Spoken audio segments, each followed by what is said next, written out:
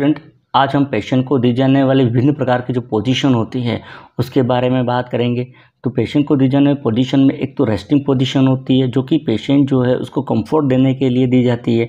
उसमें होती है एक तो सुपाइन पोजीशन होती है जिसको डोर्सल रिकम्बेंट पोजीशन भी कहा जाता है। इसमें पेशेंट जो होता है वो पीठ के बल आरामदायक स्थिति में लेटा हुआ रहता है और कंफर्ट प्रोवाइड कराने के लिए पेशेंट के हेड के नीचे एक पिलो रख दिया जाता है। इसके अलावा एक टॉवेल जो होता है उसको रोल करके पेशेंट का जो लंबर स्पाइन होता है वहाँ पर लगा दिया जाता है। इसके साथ ही एक पिलो जो होता है वो पेशेंट की नी जो होती है उसके नीचे रख दिया जाता है। पेशेंट जो है उसके फीट जो है उसको एलिवेट रखने के लिए उसका एंकल जो है वहाँ पर भी पिलो जो है वो रख दिया जाता है। इसका जो यूजेज जो होता है इस पोजीशन का वो होता है एक तो चेस्ट और एब्डोमेन जो है उसका एग्जामिनेशन करने के लिए। सेकंड, फिजिकल एग्जामिनेशन जब करते हैं पेशेंट का तो उस समय ये पोजीशन प्रोवाइड की जाती है। एक एब्डोमिनल सर्जरी कोई की है तो उसके बाद पेशेंट को ये पोजीशन दी जाती है। इसके अलावा पेशेंट के द्वारा सबसे ज़्यादा यूज़ होने वाली पोजीशन होती है जिसमें पेशेंट जो होता है वो कंफर्टेबल या आरामदायक स्थिति के अंदर लेटा हुआ रहता है। सेकंड, प्रोन पोजीशन होती है। प्रोन पोजीशन के अंदर पेशेंट जो होता है वो पीठ के बल लेटा हुआ रहता है और उसका हेड जो होता है वो एक तरफ साइड में टर्न किया हुआ रहता है। ये पोजीशन जो होती है उसका यूज़ अगर देखें तो पेशेंट जो है उसको इमोबिलाइज करने के लिए दी जाती है।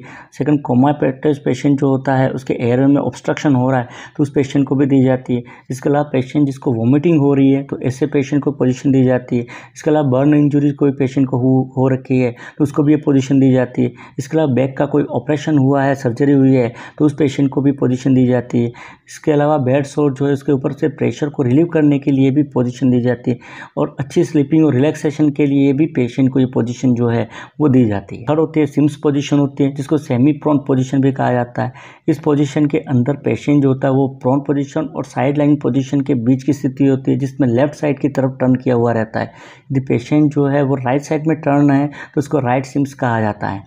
इस पोजीशन का यदि उपयोग अगर देखते हैं तो अनकॉन्शियस पेशेंट जो होता है उनके लिए काम में ली जाती है। इसके अलावा इमोबिलाइज्ड पेशेंट जो होते हैं उनको कंफर्ट देने के लिए पोजीशन दी जाती है। बैक केयर जब करते हैं पेशेंट की तो उस दौरान ये पोजीशन देते हैं। इसके अलावा रेक्टल और वेजाइनल एग्जामिनेशन किया जा रहा है तो उस दौरान ये पोजीशन दी जाती है। इसके अलावा एनिमा जो होता है वो देने के लिए भी इस पोजीशन का उपयोग किया जाता है। वो भी लेफ्ट सिम्स पोजीशन के अंदर एनिमा जो होता है वो ज़्यादातर दिया जाता है। फोर्थ होती है लेटरल पोजीशन होती है। लेटरल पोजीशन के अंदर पेशेंट जो होता है वो या तो लेफ्ट साइड के अंदर या राइट साइड के अंदर लेटा हुआ रहता है। ये पोजीशन ज़्यादातर बैक केयर जो है वो देने के लिए की जाती है। एक पैराप्लेजिक पेशेंट जो होता है उनके लिए भी ये पोजीशन दी जाती है। इसके अलावा गुड स्लीपिंग के लिए या अच्छी नींद के लिए भी पोजीशन जो है प्रोवाइड की जाती है। एनिमा देने के लिए भी ये पोजीशन दी जाती है। एनिमा देते समय पेशेंट को लेफ्ट लेटरल पोजीशन जो है वो प्रोवाइड कराई जाती है।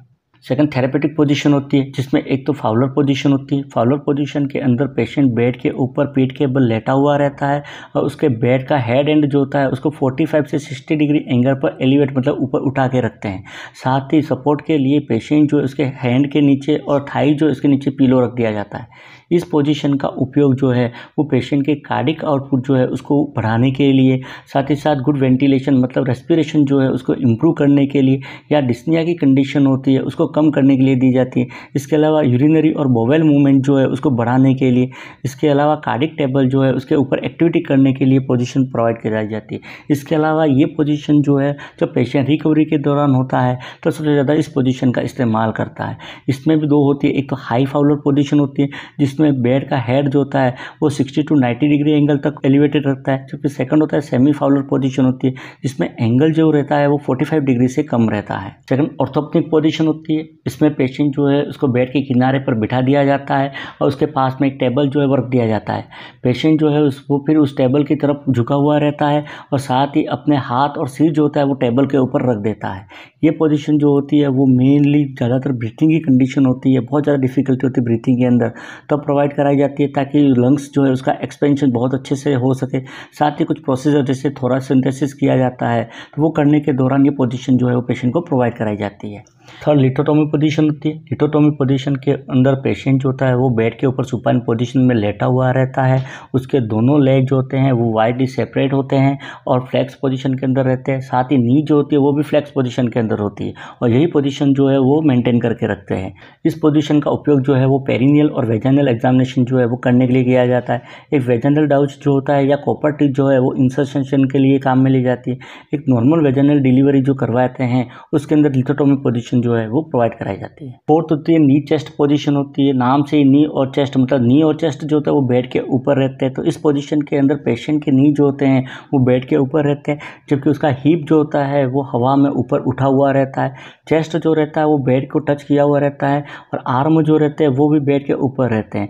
पिलो जो होता है वो सिर के नीचे रख दिया जाता है और इस पोजीशन को नी चेस्ट पोजीशन कहा जाता है। इस पोजीशन का उपयोग जो है वो रेक्टल एग्जामिनेशन के अंदर या रेक्टल प्रोसीजर जो किया जाता है, जैसे सिग्मोइडोस्कोपी की जाती है, उसके लिए काम में ली जाती है। इसके अलावा ये पोस्टपार्टम एक्सरसाइज जो है उसके अंदर भी ये पोजीशन जो है वो प्रोवाइड कराई जाती है। पांचवी टेंडरलाइन बर्ग पोजीशन होती है। इस पोजीशन में पेशेंट सुपाइन पोजीशन के अंदर लेटा हुआ रहता है। उसके बेड जो है, उसका जो हेड एंड जो होता है वो 30 डिग्री नीचे की तरफ झुका हुआ रहता है और पिलो जो होता है वो सिर के नीचे रखा हुआ रहता है। ये पोजीशन का उपयोग जो है वो पोस्चुरल ड्रेनेज के अंदर किया जाता है, जिसमें लंग्स जो है इसके सिक्रेशन को बाहर निकाला जाता है। इसके अलावा विनस रिटर्न जो है उसको प्रमोट करने के लिए भी ये पोजीशन प्रोवाइड कराई जाती है। इंटेस्टाइन जो है उसको पेल्विक से डिस्प्लेस करने के लिए, जैसा कि हर्निया की कंडीशन है तो उस कंडीशन में पोजीशन प्रोवाइड कराई जाती है। एक शॉक का पेशेंट है उसको ट्रीट करने के लिए या शॉक के दौरान भी ये पोजीशन जो है उसको प्रोवाइड कराई जाती है। तो ये थी विभिन्न प्रकार की स्थितियाँ जो कि मरीज को प्रोवाइड कराई जाती है। और नर्सिंग रिलेटेड वीडियो देखने के लिए चैनल को सब्सक्राइब कीजिए। Thank you.